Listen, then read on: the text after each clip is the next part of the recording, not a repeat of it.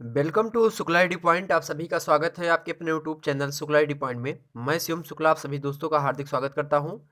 जैसा कि दोस्तों आपको पता होगा, इससे पहले 7 लेक्चर हमारे अपलोड हो चुके हैं, यानी मतलब 7 चैप्टर तक वीडियो हो चुकी है हमारी। अब ये आज की वीडियो में 8वें चैप्टर पर हम चर्चा करेंगे। तो दोस्तों 8वां चैप्टर आपका क्या है? सूचना प्रौद्योगिकी एवं सामाजिक परिवर्तन। हालांकि कुछ विद्यार्थियों ने कमेंट किया था कि सर हमारे में चैप्टर नहीं मिल रहे हैं, कुछ मतलब चैप्टर एक आध मतलब आगे पीछे मिल रहे हैं। कहने का मतलब उनके ये था आगे पीछे मिल रहे हैं। तो भैया आगे पीछे हो सकता है चैप्टर मिल जाएंगे।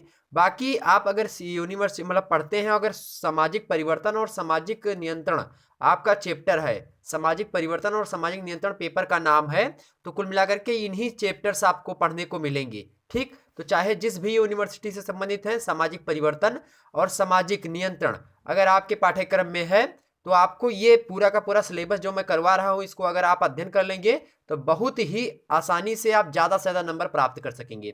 एक मैं पहल लाने जा रहा हूं मैराथन क्लास की, जिसके अंतर्गत एक वीडियो में पूरे के पूरे पेपर को समाहित करने का प्रयास करूंगा।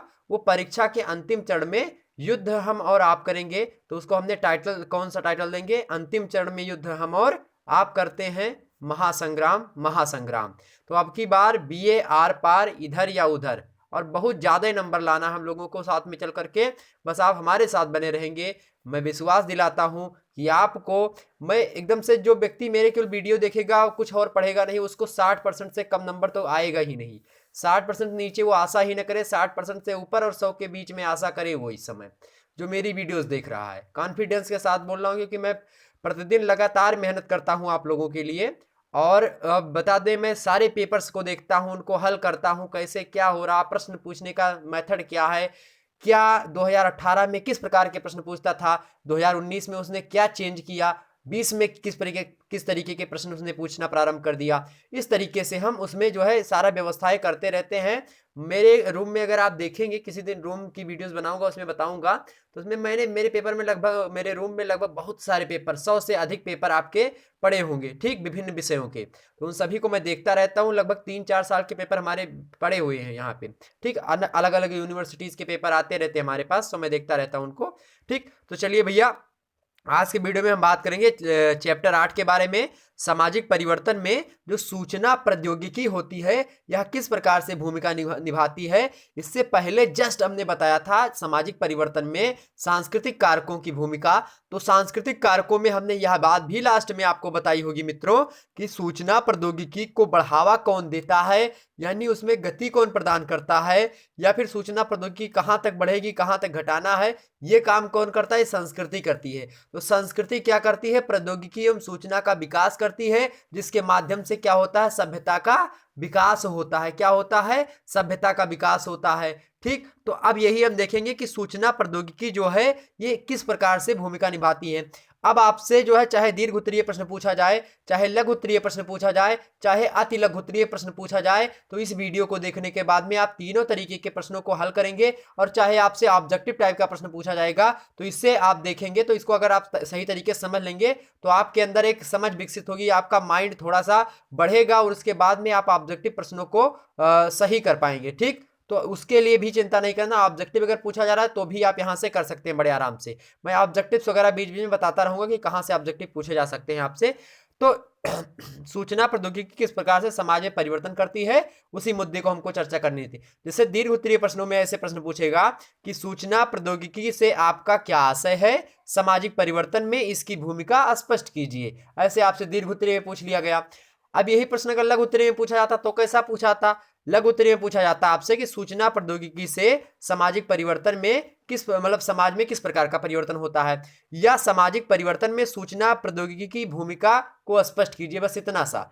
अब दीर्घ उत्तरीय में पूछा जाएगा तो सूचना प्रौद्योगिकी को आपको अलग से बताना पड़ेगा। साथ ही साथ अब अलग से सूचना प्रौद्योगिकी बता दिए, अब उसी में एक पॉइंट में आपको सामाजिक परिवर्तन की भी परिभाषा दे देनी है। ठीक, क्योंकि दो पक्ष हैं इसके। उसके बाद में आपको दोनों के बीच में किस प्रकार से अंतर संबंध है, रिलेशनशिप है, उसको बता देना है बस।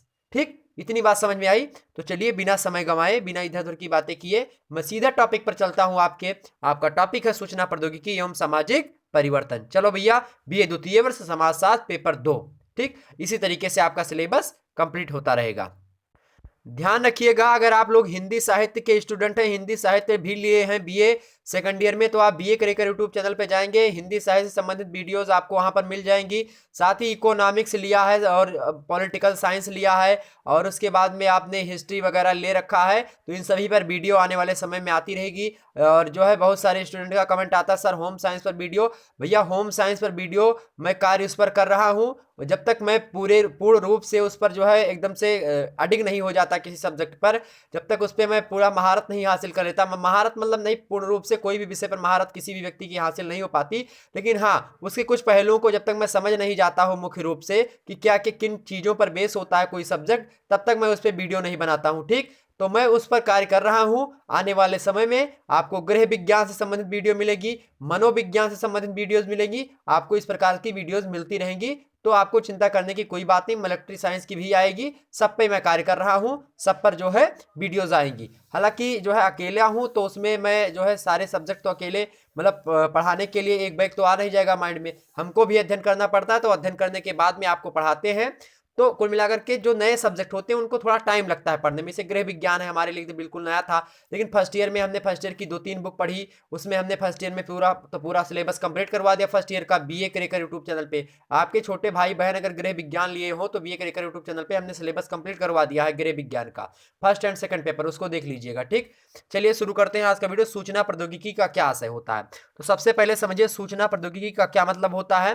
तो मित्रों देखिए, सूचना प्रौद्योगिकी के माध्यम से जो क्रांति पिछले 20 सालों में हमारे समाज में आई है, क्रांति मतलब क्रांति भी एक परिवर्तन का द्योतक होती है। ठीक, क्रांति क्या होती है, एक चीज को छोड़ करके किसी नई चीजों को अपना लेना ही क्या कहलाती है, क्रांति कहलाती है। ठीक, ये बात ध्यान रखेंगे। तो सूचना प्रौद्योगिकी से पिछले 20 साल में बहुत तेजी से साथ मतलब दुनिया में परिवर्तन हुआ है, इसके माध्यम से बहुत ज्यादा परिवर्तन होते रहे हैं। उतने परिवर्तन पिछले अगर 5000 वर्ष में देखा जाए तो नहीं हुआ है जितने 20 वर्षों में हुआ है। तो 20 वर्षों में मतलब 2000 के बाद से जितना ज्यादा परिवर्तन हुआ, या फिर जो है आप 1990 से ले सकते हैं परिवर्तन होना प्रारंभ हो गया खूब ज्यादा, उतना परिवर्तन जो नहीं हुआ था उससे पहले, मतलब अगर 5000 साल पहले जाएं तो उतना परिवर्तन नहीं हुआ था। लेकिन एक बैग तेजी से परिवर्तन हुआ कब, पिछले 20 साल के अंतर्गत, 30 साल के अंतर्गत, कुछ भी आप लिख सकते हैं, 30 साल लगा दीजिएगा। ठीक, 20 साल लगाएंगे तो 2021वीं शताब्दी से, तो 21वीं शताब्दी यही ठीक है, 20 साल लगा दीजिएगा। उसमें कोई डाटा फैक्चर ये नहीं है कि अब 5 साल 5000 साल आप उसमें डाटा में चेंज कर सकते हो, उसमें कोई इसमें जो है बीए में इतना डाटा ना किसी को याद रहता है ना कोई उसको जो है फोकस करता है इतना। ठीक, बस ये है कि आप अगर इन शब्दों का प्रयोग करेंगे तो सोचेगा कि हाँ बच्चे का उत्तर जो है तथ्यात्मक है, ठीक ठाक है। ठीक, तो आगे बढ़ते हैं। सामान्य भाषा में सूचना का तात्पर्य मित्रों किसी भी संख्या, किसी भी शब्द, चित्र अथवा तथ्य के बारे में जानकारी प्राप्त करने से समझा जाता है। तो किसी शब्द के बारे में हम जानकारी प्राप्त करें, किसी संख्या के बारे में, किसी चित्र के बारे में, या किसी तथ्य के बारे में हमको जानकारी प्राप्त होती है, उसका तात्पर्य सूचना से लिया जाता था। लेकिन सूचना का वास्तविक मतलब मैं बात करूं तो सूचना का वास्तविक अर्थ इससे भिन्न होता है। आइए देखते हैं कि कैसे भिन्न होता है। तो एक महोदय आए भैया, उनका क्या नाम है, जूडिथ ए पेरोले। जूडिथ ए पेरोले यहाँ पे लिखा होगा, इनको देखिए, जूडिथ ए पेरोले। तो इन्होंने कहा, इनकी एक पुस्तक है कंप्यूटर एंड सोशल चेंज।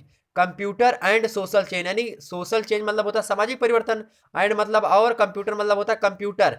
तो कंप्यूटर के माध्यम से किस प्रकार से समाज में परिवर्तन हुआ, इस पर इन्होंने एक पुस्तक लिख डाली। किसने, तो किसने लिखा भैया, तो जूडिथ ए पेरोले। अब आप ऑब्जेक्टिव वालों से ऐसे प्रश्न पूछेगा कि जूडिथ ए पेरोले की निम्न में से कौन सी पुस्तक है। अब उसमें ऑप्शन में आपको देगा कंप्यूटर एंड सोशल चेंज, ठीक है, और तमाम प्रकार की किनशिप ऑर्गेनाइजेशन ऑफ इंडिया, ठीक है, इंट्रोडक्शन टू सोशियोलॉजी, इसी प्रकार से इनमें से कोई नहीं, इस प्रकार से आपको पुस्तक देगा। तो आपको पता होना चाहिए कि जूडिथ ए पेरोले की कौन सी पुस्तक है, या फिर सीधे पुस्तक का नाम दे देगा कंप्यूटर एंड सोशल चेंज, पुस्तक निम्न में से किस विद्वान ने लिखी या फिर किसकी है। ठीक, तो यहां से आप इसको ध्यान रखेंगे। ठीक, चलो, इन्होंने अपनी पुस्तक में लिखा, क्या लिखा, कि सूचना अनेक तथ्यों का ऐसा संगठन होता है। सूचना एक प्रकार का संगठन होता है, किसका, तथ्यों का संगठन होता है। तथ्य क्या होते हैं, डाटा कलेक्शन जो कि सत्य पर आधारित होते हैं, उसी को तथ्य कहते हैं, जिसको अंग्रेजी में फैक्ट कहते हैं। तो group of facts is called सूचना प्रौद्योगिकी। ठीक, कहने का मतलब ये है, सूचना उसको कहते हैं, सूचना तमाम सारे तथ्यों को इकट्ठा कर लेते हैं हम, उसी का संगठन बनता है, वही क्या कहलाता है, सूचना कहलाता है। किसके अनुसार, जूडिथ ए पेरोले के अनुसार। ठीक, आगे कहते हैं, जिसके द्वारा अब जो संगठन बन गया सूचनाओं का, अब जो तमाम सारे तथ्य हैं उनसे संगठन बना, तो इसी को क्या कहा गया, इसी को सूचना कहा गया। अब इसके द्वारा क्या होता है, इसके द्वारा विभिन्न घटनाओं के संबंध को स्पष्ट किया जाता है। विभिन्न घटनाओं के संबंध को स्पष्ट करने वाले तथ्यों के संगठन को हम क्या कहते हैं, तो उसी तथ्यों के संगठन को हम भैया सूचना कहते हैं। क्या कहते हैं, सूचना कहते हैं। आप कैसे लिखेंगे एग्जाम में आप कैसे लिखेंगे कि विभिन्न घटनाओं के संबंधों को स्पष्ट करने वाले तथ्यों के संगठन को हम सूचना कहते हैं। अब वहां पे जूडिथ ए पेरोले अकॉर्डिंग टू ऐसे लिख देंगे, जूडिथ ए पेरोले के अनुसार सूचना प्रौद्योगिकी या फिर सूचना का अर्थ अनेक तथ्यों का संगठन होता है जिसके द्वारा विभिन्न घटनाओं के संबंध को स्पष्ट किया जाता है। इनके अनुसार लिखेंगे। अब जस्ट नीचे या फिर दूसरे शब्दों में ऐसे लिखेंगे, दूसरी हेडिंग में, दूसरे शब्दों में हम परिभाषा को अगर कह सकते, दूसरे शब्दों में हम परिभाषा को इस प्रकार से लिख सकते हैं।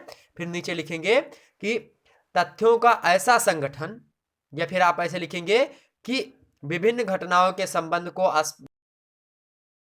स्पष्ट करने वाले तथ्यों के संगठन को हम सूचना कहते हैं। ये अपने भाषा में लिख दीजिएगा। तो इन्हीं विद्वानों के जो परिभाषाएं होती हैं, इन्हीं को आप लोग थोड़ा चेंज करके इधर उधर करके अपने हिसाब से परिभाषा एग्जाम में जरूर लिखिएगा, क्योंकि वहां पे जूडिथ ए पेरोले के बारे में नहीं वो जानना चाहता है एग्जामिनर यह जानना चाहता है कि आप कितने लायक हो, आप कितने जो है काबिलियत आपके अंदर कितनी छुपी हुई है, और आप क्या क्या कर सकते हो, आप कहां तक सोच सकते हो किसी भी मुद्दे के बारे में। ठीक, तो वो आपसे जानना चाह रहा है। और ये पढ़ना क्यों पड़ रहा है जूडिथ ए पेरोले को, क्योंकि थोड़ा आपको मतलब आपको दिमाग लगे कि हाँ इन्होंने किस प्रकार से कहा था, तो इसी प्रकार से हम अपने हिसाब से कोई परिभाषा बनाएं। तो दैट इज मोस्ट इंपॉर्टेंट चीज मैं बता रहा हूं आज की वीडियो में, कि जब भी आप कॉपी लिखिएगा, जब भी आप किसी की परिभाषा लिखिएगा, तो जरूर अपने शब्दों में एक परिभाषा लिखिएगा।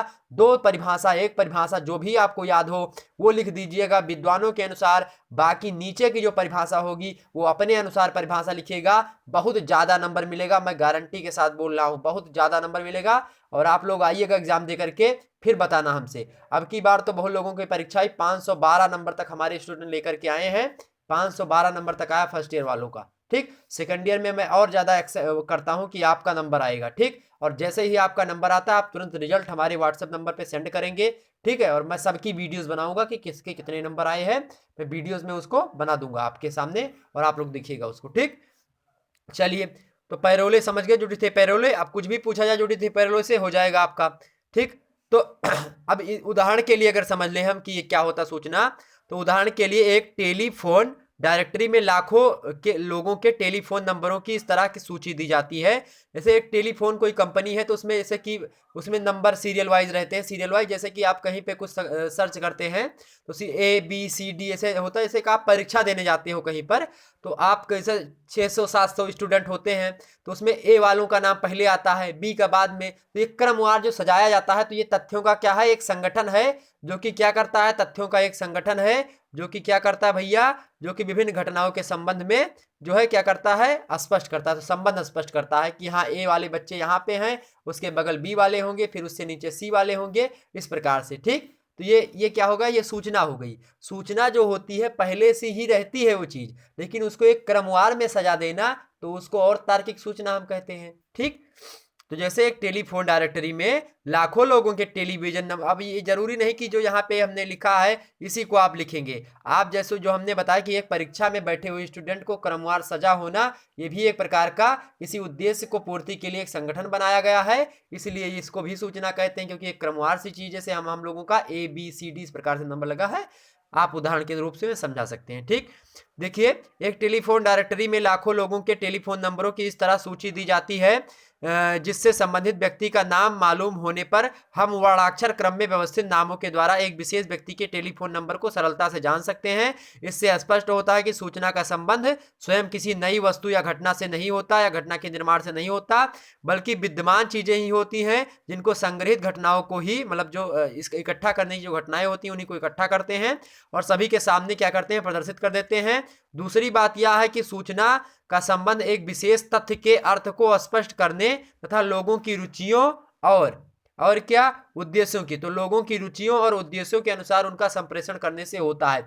कोई डाटा है, उसका हमने कलेक्शन करा, किसी चीज को इकट्ठा कर लिया, अब उसको कहाँ पे यूज करना है जिससे क्या हो, लोगों की जो रुचि हो, मतलब जो लोग चाहते हो वो उनकी मनोवृत्ति पूरी हो जाए, मनोवृत्ति मतलब उनकी मन की इच्छाएं पूरी हो जाए, साथ ही साथ उनका जो उद्देश्य है वो पूरा हो जाए। तो उसी के लिए हम क्या करते हैं, उसको सामने लाते हैं, यानी उस जो आप संगठन किए हुए तथ्यों का उसको सामने लाते हैं। इसी को हम क्या कहते हैं, सूचना कहते हैं। समझ में आई बात? चलो आगे बढ़ते हैं।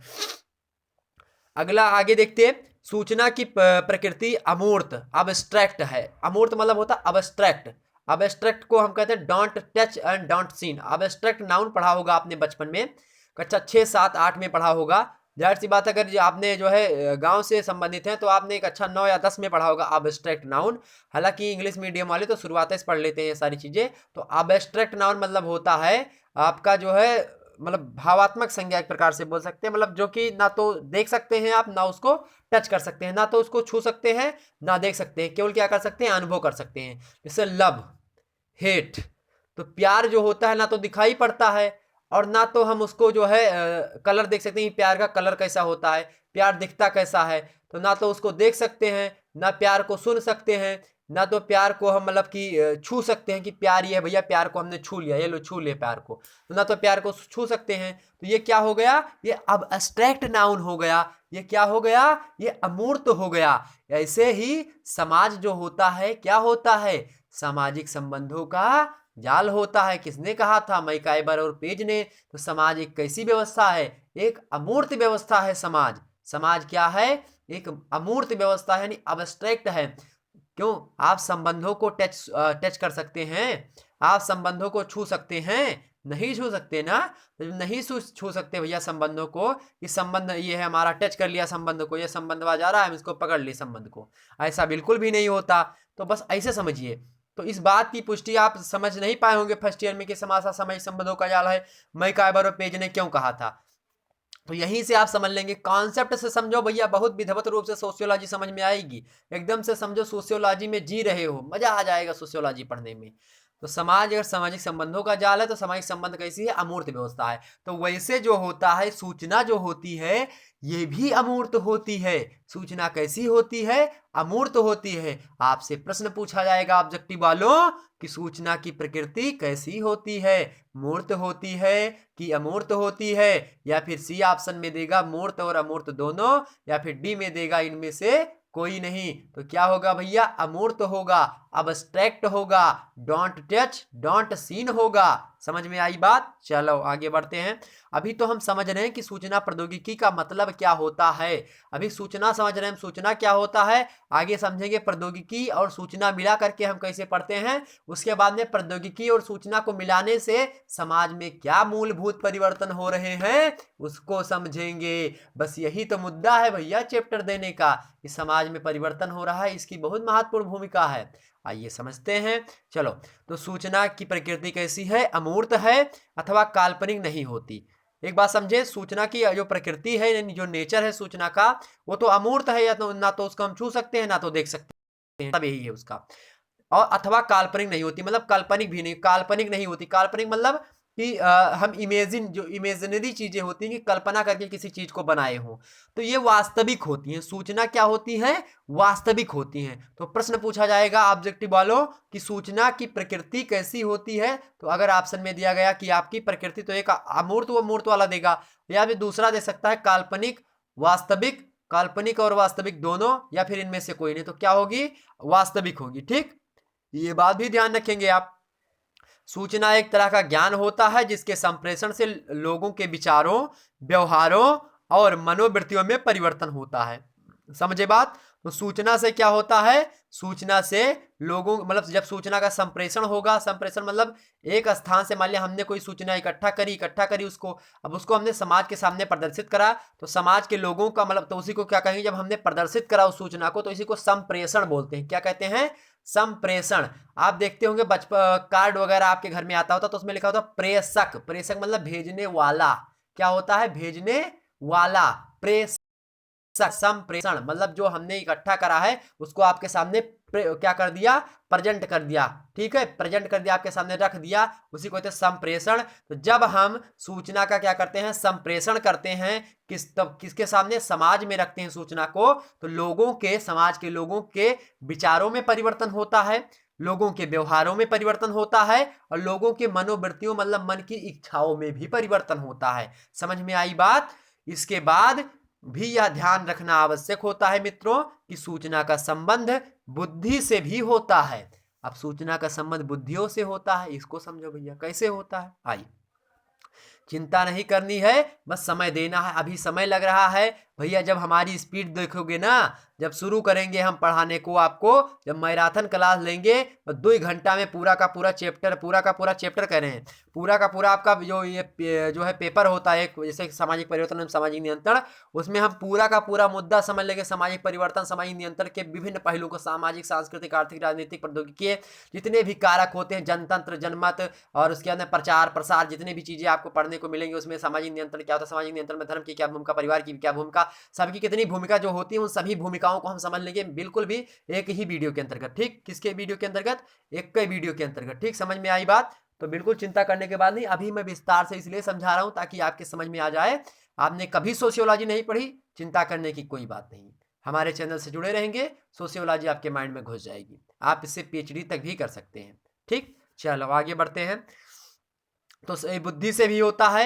एक ही सूचना विभिन्न व्यक्तियों के बौद्धिक स्तर के अनुसार उनके व्यवहारों को भिन्न भिन्न रूप से प्रभावित करती है। जैसे कोनो सूचना हमने दी भैया, अब उस सूचना को 4-6 लोगों ने सुना, तो किसी के माइंड में ज्यादा सूचना, मतलब किसी का माइंड दूसरी तरफ सूचना को ले जाए, मतलब सूचना जो होगी किसी के माइंड को अलग ले जाएगी, किसी के माइंड को अलग, मतलब कि एक तरीके से लोग कार्य नहीं करेंगे। जैसे एक विपुल के 4 कुमारा को पंडित को पालनहारा, मतलब इस प्रकार से एक चौपाई है, मतलब एक जो है पुरुष है, उसके 4 लड़के हैं, और चारों की जो दिशा होती है वो अलग अलग होती है, कि वो पंडित बनता है, कोई जो है क्षत्रिय का कार्य करता है, कोई वैश्य, कोनो शूद्र का कार्य करता है। ठीक, तो इसी प्रकार से जैसे कि हाथ की 5 उंगलियां हैं और 5 उंगलियां बराबर नहीं होती भैया। किसी ने अभी ये कमेंट मत करना कोई कि सर जी 4 उंगलियां होती हैं हाथ में, एक तो अंगूठा होता है, तो अंगूठे को भी उंगली कहते हैं। तो तर्जनी, आपकी अंगूठे के बगल तर्जनी, मध्यमा, अनामिका, कनिष्का और अंगुष्ठा, ये 5 प्रकार की उंगलियां हथेली में पाई जाती हैं। 5 प्रकार की उंगलियां बराबर नहीं होती हैं। ठीक है, तो इसी प्रकार से जब सूचना जो होगी लोगों के, व्यक्तियों के, तो क्या होगा, किसी का माइंड किसी दूसरी दिशा में परिवर्तित होगा और किसी का दिमाग किसी दूसरी दिशा में। कोनो बुद्धि ज्यादा काम करेगी, कोनो बुद्धि कम काम करेगी। जैसे हम आपको पढ़ा रहे हैं, आपको पढ़ा रहे, अब कोई व्यक्ति इसमें ऐसा होगा जो मेरी वीडियो सुनना होगा, बिल्कुल ध्यान से सुनना होगा, 100% मेरे पास दिमाग लगाया होगा और वीडियो बड़े आसानी से, बड़े मजेदार रूप से समझ रहा होगा, तो उसको ज्यादा चीज बुद्धि समझ में आएगी, उसको ज्यादा रूप तरीके से समझ में आएगा बातें। ठीक है, वो ज्यादा नंबर लाएगा एग्जाम में। और जो कम तरीके से सुनेगा 70% देगा, 30% अपने गर्लफ्रेंड के पास लगा होगा, बॉयफ्रेंड के पास लगा होगा, उसमें क्या होगा, उसके पास ज्यादा दिमाग मतलब नहीं जाएगा, तो वो कम नंबर पाएगा। ठीक, ये बात है। चलो आगे बढ़ते हैं, अगला प्रश्न देखते हैं, मतलब अगला प्रश्न क्या देखते हैं, आगे बढ़ते हैं। तो भैया बौद्धिक स्तर के अनुसार उनके व्यवहारों को भिन्न भिन्न रूप से प्रभावित करती है। सामान्य जीवन में विभिन्न साधनों के द्वारा हमें जो सूचनाएं प्राप्त होती हैं, उनसे क्या होता है, उनमें से हम अपनी बुद्धि की और आवश्यकता के अनुसार कुछ सूचनाओं को तो ग्रहण करते हैं, जबकि कुछ पर बिल्कुल भी ध्यान नहीं देते। जैसे कुछ ऐसी सूचनाएं होती हैं, कुछ ऐसे ज्ञान अर्जन चीजें होती हैं जिन जो हमारे दैनिक जीवन के लिए आवश्यकता होती है, तो उनको हम ग्रहण कर लेते हैं, और जो नहीं होती उनको हम बाहर कर लेते हैं। ठीक, तो चंदन विष व्यापत नहीं, लिपटे रहा भुजंग, जो रही उत्तम प्रकृति, तो का कर सकत कुसंग। चलो आगे बढ़ते हैं। लेकिन एक सड़ी मछली पूरे तालाब को गंदा कर देती है। एक सड़ा आम जो है, लगभग आम कितने आम रख दो तो एक सड़ा आम बर्बाद कर देती है। एक सड़ी आलू पूरे बोरे को खराब कर देती है। तो भैया रहीम उत्तम प्रकृति अगर हो जाएगी आपकी, तो अब सिगरेट दारू वालों के साथ मत रहने लगना, नहीं तो दिक्कत हो जाएगी। और अब के ज़माने में जो उत्तम प्रकृति है वो नहीं रह जाएगी, क्योंकि खाली चंदन के विष में जो है सांप का, चंदन के पेड़ में सर्प का विष व्याप्त नहीं होता है। वो चंदन के विष के लिए ही, मतलब चंदन के पेड़ के ही लिए है कि उसमें विष नहीं व्याप्त होता है।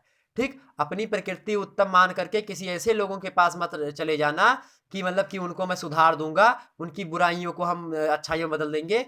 आप बुराइयों को अच्छाइयों में नहीं परिवर्तित कर सकते।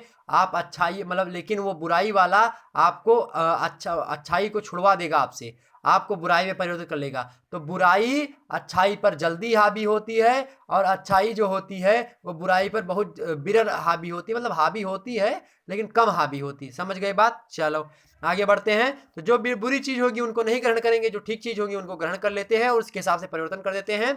उदाहरण के लिए अंतर्राष्ट्रीय व्यापार से संबंधित सूचनाएं कुछ लोगों के लिए बहुत उपयोगी होती हैं। अंतर्राष्ट्रीय से इंटरनेशनल ट्रेड करना हुआ तो उसके लिए जो सूचनाएं होती है, उसके लिए जो जो व्यवस्थाएं होती है, वो तो कुछ लोगों के लिए आवश्यकतापूर्ण होती है, कुछ लोगों के लिए नहीं। तो जिनको लिए आवश्यकता है उन्होंने ग्रहण किया, जिनके लिए नहीं उन्होंने नहीं किया।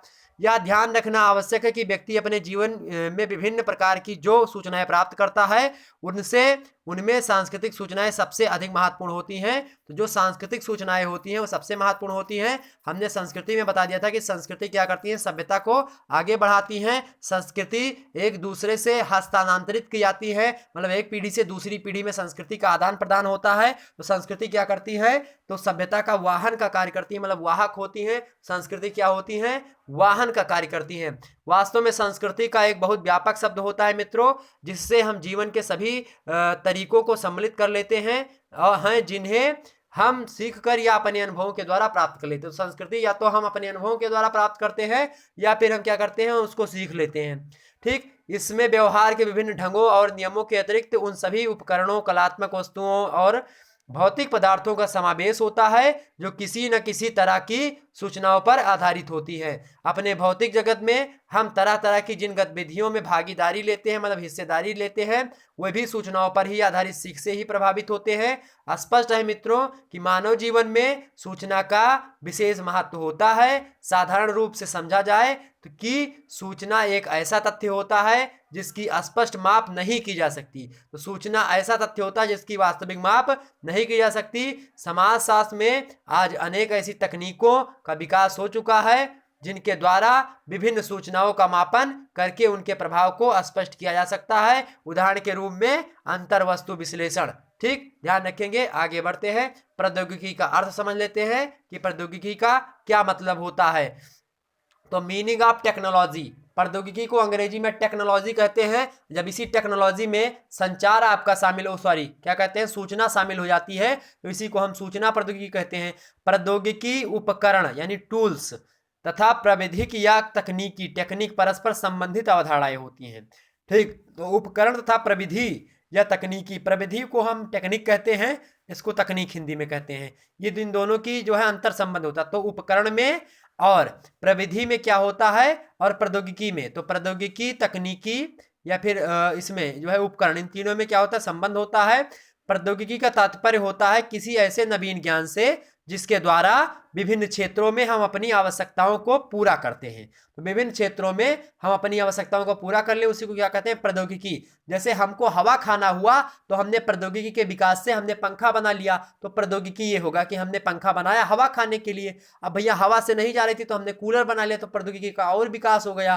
ठीक इसी प्रकार से हर एक क्षेत्र में, जैसे कि कोरोना आया, अब कोरोना आया तो इसमें पहले ऑफलाइन बैच चलते थे, अब ऑनलाइन बैच खूब धुआंधार चल रहे हैं। तो इसके क्या हुआ, आपके प्रौद्योगिकी का विकास हो, तो ये हो गया टेक्निक, टेक्निकल चीजों का विकास हो गया। पहले जो है पत्थर के औजार बनते थे, आजकल तो मिसाइलें बनी, यहाँ से मारो जो किसी देश में हो वहां पे छोड़ दो चली जाए। ठीक, तो दूर बड़ी दूर दूर ब्रह्मोस मिसाइल, अग्नि और सांप, ठीक है, तमाम प्रकार की मिसाइलें चल गई हैं। ठीक, ये भारत की मिसाइलें हमने बताई।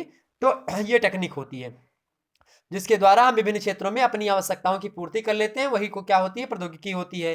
तो पूछा जाता है प्रश्न कि जिनके द्वारा विभिन्न क्षेत्रों में हम अपनी आवश्यकताओं की पूर्ति कर लेते हैं उसको क्या कहते हैं, तो उसको हम कहते हैं प्रौद्योगिकी, ऑब्जेक्टिव वालों। ठीक, प्रोफेसर शरण महोदय ने लिखा इसके संबंध में कि किसी विशेष उद्देश्य या उद्देश्यों की पूर्ति के लिए उच्च श्रेणी के साधनों की व्यवस्था को ही प्रौद्योगिकी कहते हैं। कि किसी उद्देश्य की पूर्ति के लिए हम क्या करें, तो किसी उद्देश्य या कोई विशेष उद्देश्य हो या तो और भी उद्देश्य हो, उन उद्देश्यों की पूर्ति के लिए हम क्या करें, एक जो है उच्च श्रेणी के जो साधन हो उनकी व्यवस्था की जाए। तो इसी को हम क्या कहते हैं, प्रौद्योगिकी कहते हैं। किसके अनुसार, शरण के अनुसार। किसके अनुसार भैया, तो शरण महोदय के अनुसार। ठीक, ध्यान रखेंगे किसके अनुसार, शरण, प्रोफेसर।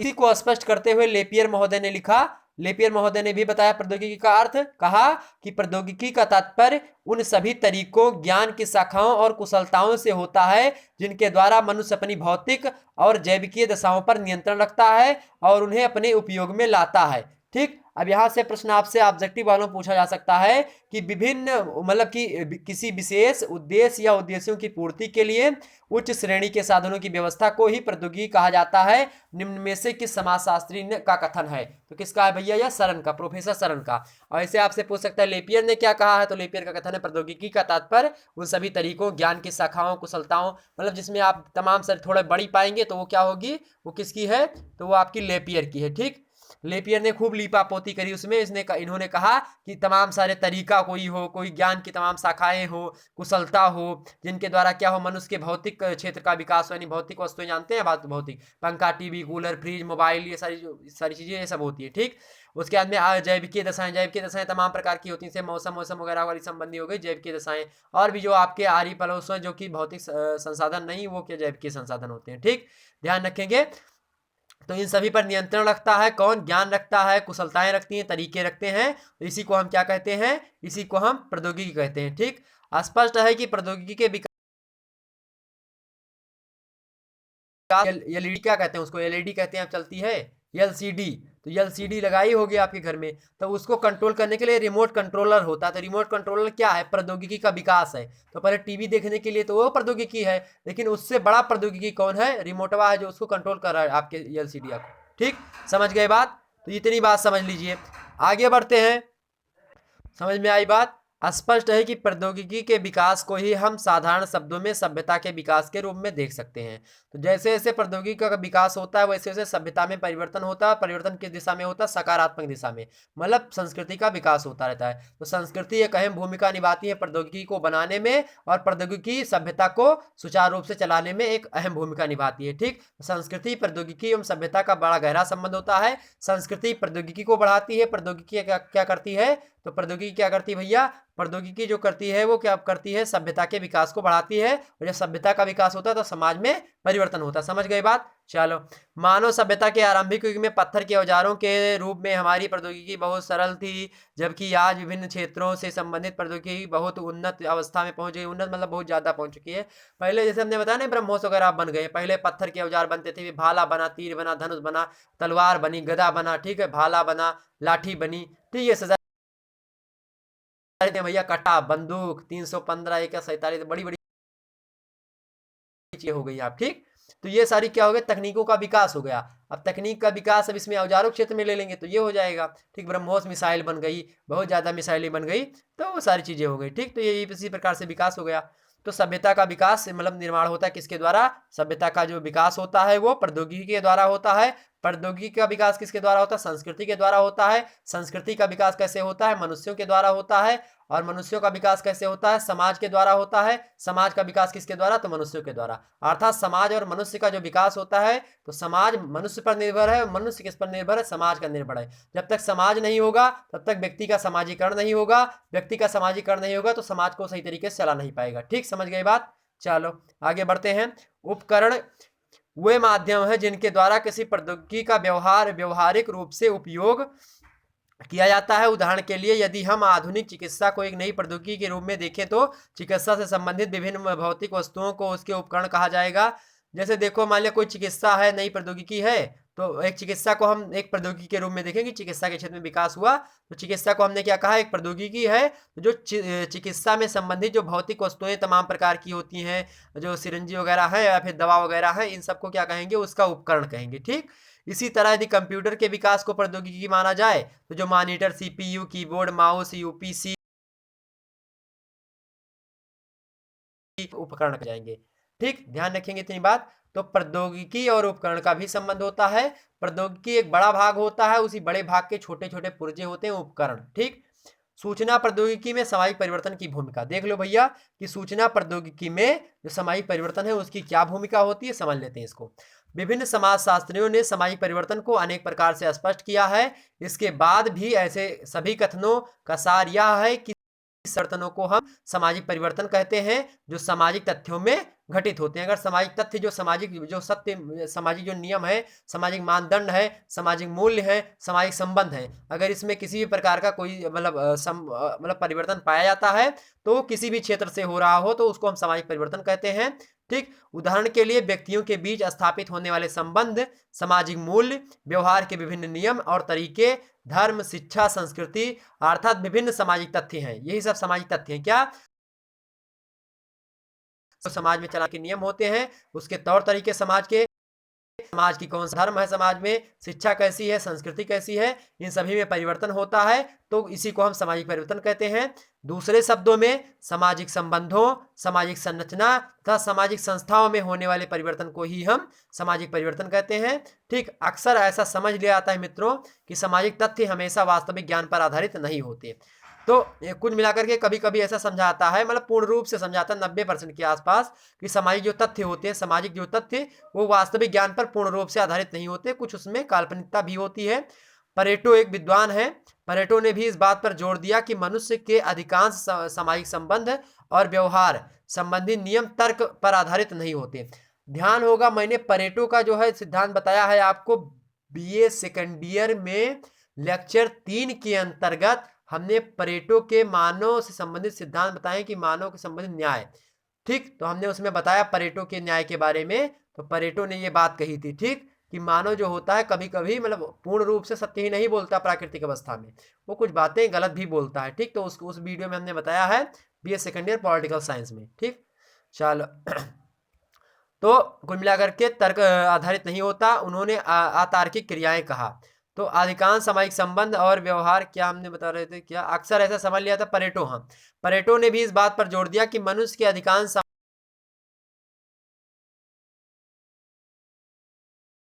होते हैं तर्क पर आधारित होते हैं। इसे इन्होंने क्या कहा है, अतार्किक क्रियाएं कहा है। अतार्किक क्रियाएं कहा किसने, परेटो ने। यही पर प्रौद्योगिकी तथा सामाजिक परिवर्तन का घनिष्ठ संबंध होता है। अब प्रौद्योगिकी और सामाजिक परिवर्तन का क्या होता है, घनिष्ठ संबंध होता है भैया।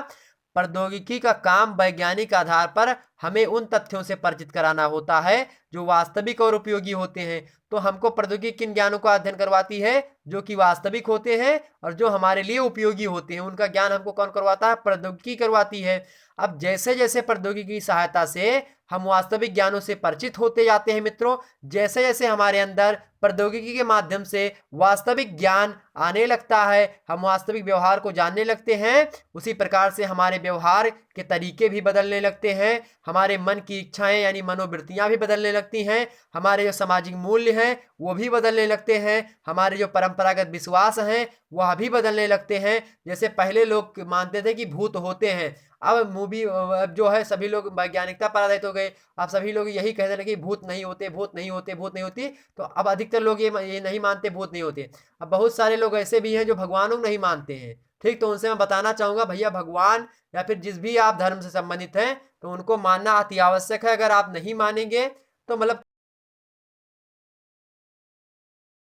कुछ लोग परेशानी आ जाए, क्योंकि जब प्रकृति के अनुसार आप परिवर्तित नहीं होते हैं तो प्रकृति आपका निरसन कर देगी, इलिमिनेशन कर देगी, मतलब समाप्त कर देगी। ठीक है, कोरोना आया था अभी, ध्यान रखिएगा।